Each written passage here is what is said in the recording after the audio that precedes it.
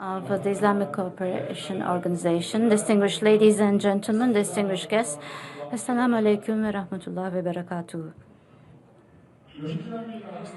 This is defending its position in the regional arena. We believe our organization has an important role to play. Distinguished guests and my distinguished brothers, during our term presidency, we are going to raise the voice of Islamic geography. नाज़रीन इस वक्त Istanbul में OIC इजलास जारी है Representing the Muslim world, and we're passing through dire days, and their participation to this meeting is a very good example to our solidarity. Israel, that continues its massacre in Gaza and smears blood on the occupied territories, now is attacking our neighbor Iran and is bringing us to the verge of a holistic disaster in the region. We first of all need to focus on this aggression that does not recognize any boundaries. We are going to discuss our strong strengths and joint steps vis-a-vis this aggression. Actually, all the challenges in the geography of the OIC, we believe it needs to be resolved through regional ownership.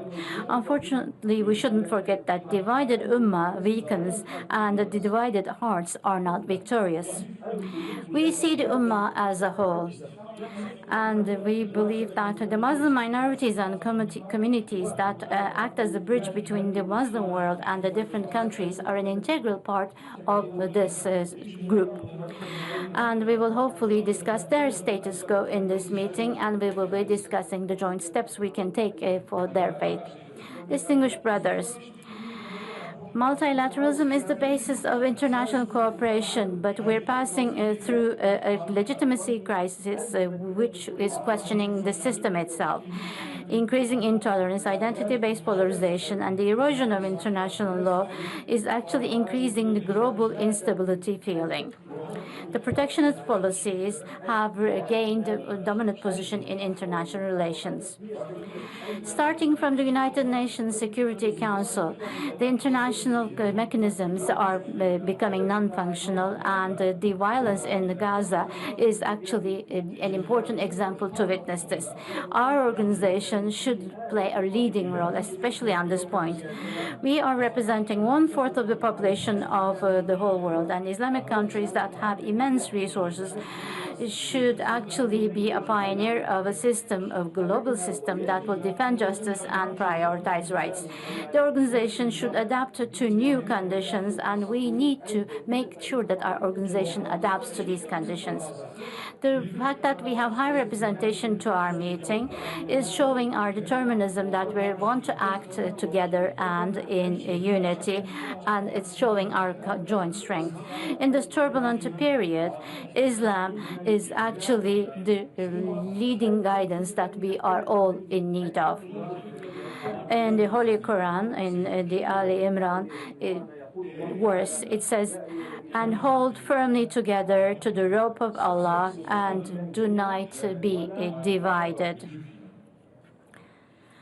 With this understanding, our organization, beyond being a platform of dialogue, should be an important function of coordination and consensus of member states and play an important function to the same.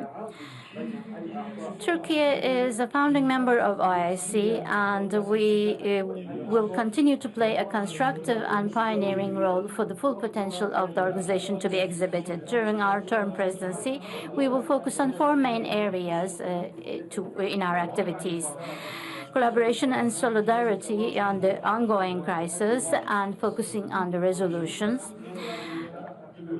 developing further relations with other countries and international institutions between the OIC and these partners, continue defending the rights of the Muslim minorities and communities with determinism, increasing capacities of member countries, and organizing sectoral meetings to this aim. Distinguished participants, the ongoing aggression of Israel and occupationist policies makes sure that we have an Israel problem in our region in all its clarity. This problem is neither a Palestinian, Lebanon, Syrian, or Yemen, or Iran problem. This is clearly Israel problem. While the negotiations on the nuclear program of Iran are continuing, the attacks that have been undertaken by Israel vis-à-vis Iran, we strongly condemn these attacks. This could lead to a disaster in our region and have negative reflections on the many other regions. And we believe that this unlawful attack should end immediately. The first priority of the international society should be to avoid the spiral of violence, which is going to even endanger the regional and global security further. As Turkey, we are ready to fulfill our obligations. Under the leadership of His Excellency, the President of our Republic, we are supporting any diplomatic step to avoid the further escalation of the tensions, and we are constantly in contact with the relevant partners. The members of the OIC should act in unison vis-à-vis Israel's attack, and they should have a strong solidarity with Iran vis-à-vis these attacks. The massacre policies and the crimes against humanity of Israel against the Palestinians are continuing. It's not just in Gaza, but the Western Bank is being transformed into a war zone. The aim of Israel is to exile all Palestinians and undermine the two-state solution vision. Permanent ceasefire, releasing the hostages, and uninterrupted humanitarian access to the Gaza is our priority. The negotiations that are continuing to this aim are strongly supported by us. We would like to thank Qatar and Egypt for their efforts in this problem. The two-state solution and a just and permanent peace is only achieved through this two-state solution. The ongoing occupation in the Palestinian territory is the root cause of all the clashes in our region, and we can see this more clearly now. The Palestinian issue and owning Jerusalem is the reason of existence for the OIC. My distinguished brothers, vis-à-vis our joint efforts today with our Syrian brothers, we are walking towards a stable and welfare Syria target. And we're very happy that Syria is back in our organization. The loosening of the ongoing sanctions, and in a simultaneous manner, we should actually stand by our Syrian brothers. The Balkans are an ancient part of the Muslim geography, and we do not just have historical ties, but it's also carrying the signatures of our joint civilization and our fraternity. Our Muslim brothers have passed through various challenges, and today they're standing against determinism and dignity vis-à-vis the threat of being divided. We should show that they're not alone, and the Muslim world is actually owning our Bosnian brothers. This is our joint task.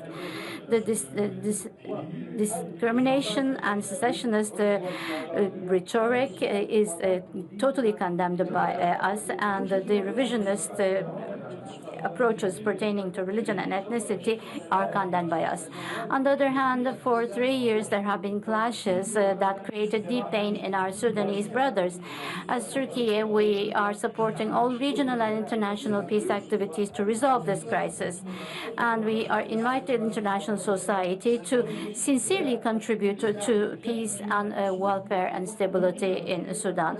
We should not forget that the resolution of this problem is not just important for the Sudanese people, but also for the whole continent and predominantly the Horn of Africa. On the other hand, Pakistan and Hindustan are, India are passing through some clashes, and this is actually putting forward the vulnerability in Southeast Asia of peace and stability. The decision of ceasefire between the parties is appreciated by us, and we do hope that this is going to be resolving the problem through dialogue. If the clashes starting from Kashmir is not resolved, the tension potential is is going to increase. We should actually make the dialogue channels functional. A direct and healthy dialogue is going to be important for peace, security, and stability in Southeast Asia. In the island of Cyprus, there are two nations and two states. The Islamic world is an important unity, and the Turkish Republic of Northern Cyprus is represented as an observer in our family. But unfortunately, the Turks of Cyprus have been subject to unjust and inhuman isolation that have been imposed on them for decades now. We invite all the member countries to support the natural rights of the Turkish people living in Cyprus and support them directly. The Turkish Muslim minority and the Turkish population living in the Dodecanese are also subject to important violations that eliminates them to benefit from their fundamental rights. The interest of the OIC vis-à-vis this issue is important for the ethnic identities, the religious education and cultural rights to be recognized by the Greek authorities. My distinguished brothers, our Ummah is great and strong, and we should use this strength to bring stability and welfare to our region. We should stand against all those people who are destructing their environment, and it is now the day that our organization should be one body and one soul to give one voice.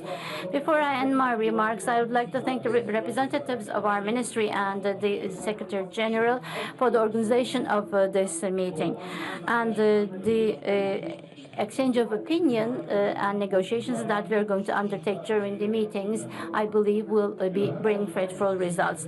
During our term presidency, we will have closer cooperation with all the member states. And once again, I would like to thank you for your valuable support.